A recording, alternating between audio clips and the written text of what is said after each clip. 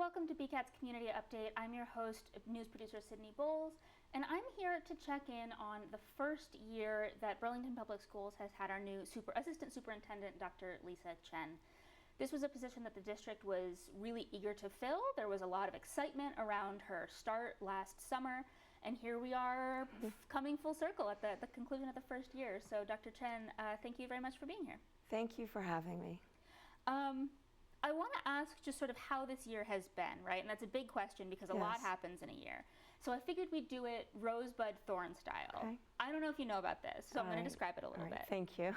So a rose, a bud, and a thorn is just a way to sort of quantify or dig a little bit deeper into how a year was. So I want to ask you to share a rose, which is something that was beautiful or unexpected or lovely about this year, a bud, which is something that is yet to come, something you're excited about for the future, and a thorn, which is maybe something that was a little bit challenging from your first year here in Burlington. So I would say there's so many roses. So I would say that roses for me are anytime I can see students truly engaged in their work. I really loved the dino show that I recently attended at Francis Wyman. Oh my goodness gracious, what an amazing show. Seeing senior graduation was amazing. Going to the other graduation for the Simon Youth Academy, that was so well done. Seeing the athletic banquet, seeing the book awards in which you would begin to realize the diversity that we have here and how powerful it is. The all-town band concerts, the unified basketball games, the Special Olympics, and the list goes on and on, the Devil Bots. And so we offer so much, I think, for our students here that there are just so many roses. All right, give me a bud, something that you're anticipating in the year to come.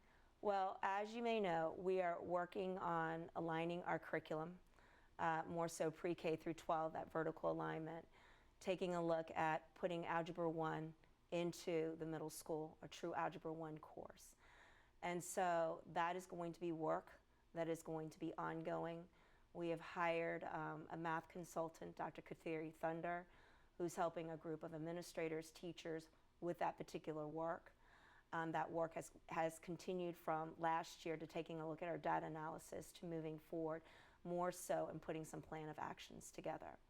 We're just beginning that work right now with Gail Lovett. Dr. Gail Lovett comes from the University of Virginia. She's a researcher, she's a DeBoles 8 trainer. She's worked with many different school districts, both here in Virginia and in Massachusetts. So really taking a hard look at our literacy program and our writing program that goes again from pre-K through 12, taking a look at our core curriculum predominantly in K through 5, and taking a look at what do we offer and where do we need to go next. And then we're also going to be working with Dr. John Almerode, and he comes from Corwin, and that's a lot of the visible learning and teacher clarity. How do we ensure that all students have high quality curriculum instruction and assessment, and that is focusing on the Tier 1 instruction. So these are some very exciting things that are coming along the way. And just to dig a little deeper there, the idea is that once this alignment is complete or thoroughly underway, the goal is to maybe streamline the path of education through those grades. Is that correct? So that the things sort of build on each other in a more natural way? Is that? So I would say that we've got really great things going on, but I think that alignment is always when you take a look at what are the assessments, right? What are the transition points when we go from 5 to 6, when we go from 8 to 9?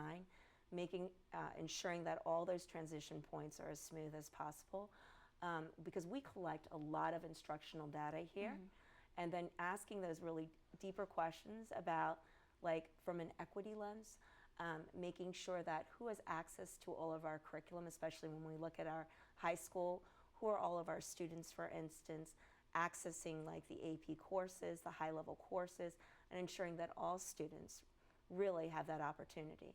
So it is just ensuring, so when you do a curriculum alignment, it takes a couple of years to do that. And along the pathway, what you begin to discover is you begin to discover areas that we need to just do a little bit better in, right? And so you look at our assessments, for instance. You look at our delivery of instruction. You look at how we collect data. So it's a very, you do 1 year at a time, and then you also take a look at what are we doing with our MTSS structure, for instance. Multi-tiered system of support. That's right. For those following along yes, at home. and please excuse me because I've gotten so used to just an acronym. So please excuse me for that. But it's taking a look at it. We've done a really great job, I think, and we're continuing. And I want to give a kudos and a shout out to the school counselors, the mental health providers here. I think we've done a really nice job when it comes to the Wayfinder curriculum, when it comes to taking a look at positive behavioral interventions. But I think that we also need to take a look at our instructional piece as well too, and that's the work that we're taking a deeper dive in next year. Okay. So that's what's exciting. Yeah, and then the challenging question, right? No adjustment period is without its challenges. So what was a thorn for you this year? I think for me, sometimes because there's always so much to do, it's always finding the time to do everything. Yeah.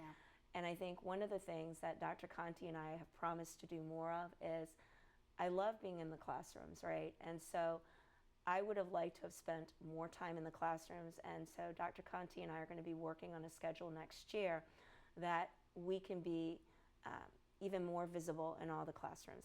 I love going to all the events, but I really would like to really spend a lot of time in each of the schools, more so than I had this year. Okay.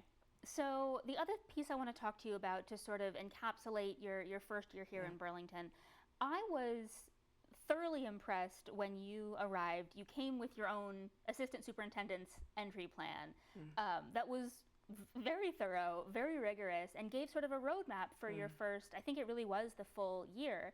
And folks can go on the school website now and find sort of goals within each of your sort of categories.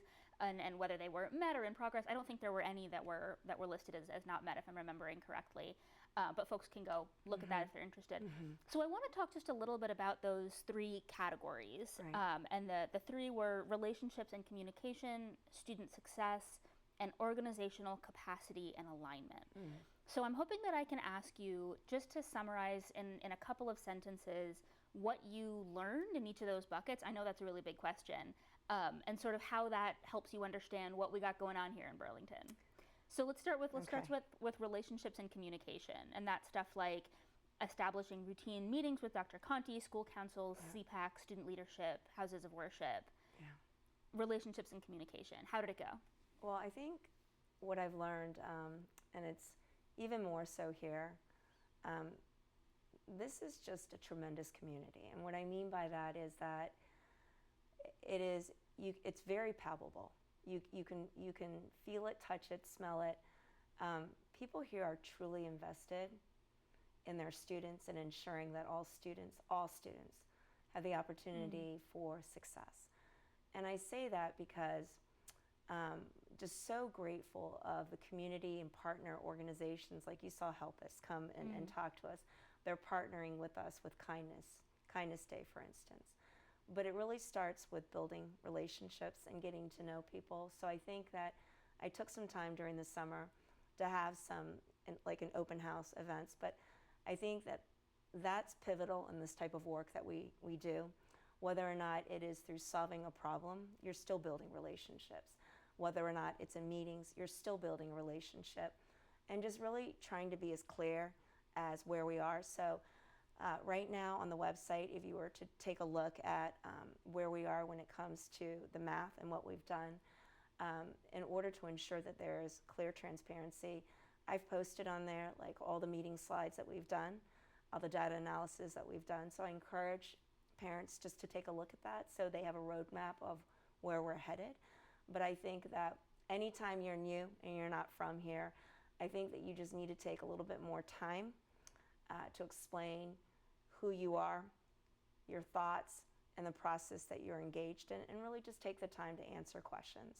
And that's something that I'm always trying to do much better at, and to just to include everything. And I think that one of the things that's been, I think I've heard good stuff about, is people have really enjoyed the journey to CARES, to see what every single department is doing. So that's a way of communicating that these are all the things that are going on in every single department here in Burlington, and that the taxpayers' dollars and everyone putting their time in, it's of great benefit for kids.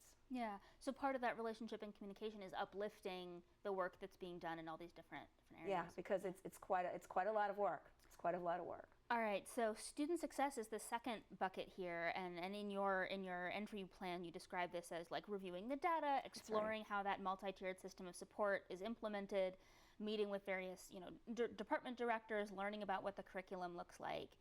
What did you pick up? What did you learn? We have many wonderful resources here. We are so blessed that I haven't been in a school system, for instance. When I found out the number of nurses we have here, it blew my mind, right? The number of support staff. And I think with that comes a lot of opportunity. We also have just really incredible, amazing teachers who are dedicated, who think outside of the box, who do many creative things. When I think of George Radovich, for instance, in the art department, and all of the work that he's done with the community, and also combining like interdisciplinary work that he's done, it's pretty amazing, right? When I think about the work that the digital literacy coaches do, Computer Science for All, for instance, how far they've gone to ensure that even our pre-K students, for instance, begin to learn coding, that amazes me, right? But I think that it's always a continual process, and I think that anyone will tell you that COVID had a setback, and if people didn't tell you, if people are saying that no, like we're all caught up, that's not 100% true, and I would say that that is true for any district that you go across the United States. And so there are areas in our curriculum, and hence the math curriculum review, the literacy curriculum review, and even going back to the Tier 1 instruction of areas when we start taking a look at it through an equity lens. And what I mean by through an equity lens is looking at every child, looking at our reporting groups, and that comes from our equity report, for instance, and taking a hard look at, are our students making the progress that we want them to? And if not, what are the roadblocks? Where do we need to begin to start shifting some of our resources and aligning? And that is the work that we're doing. Now, we do already a lot of good work, right? But if we stay stagnant and we don't continue to look at what other school divisions are doing, continue to challenge all of our students, then sometimes we can be left behind. So I want to be very clear. We are not behind, but we want to continue to move up higher and higher and higher. And so I give it to, for instance, the Director of Technology Integration. This past year, we've already started to have a lot of conversations about AI, artificial intelligence. It is not going away. It is here to stay.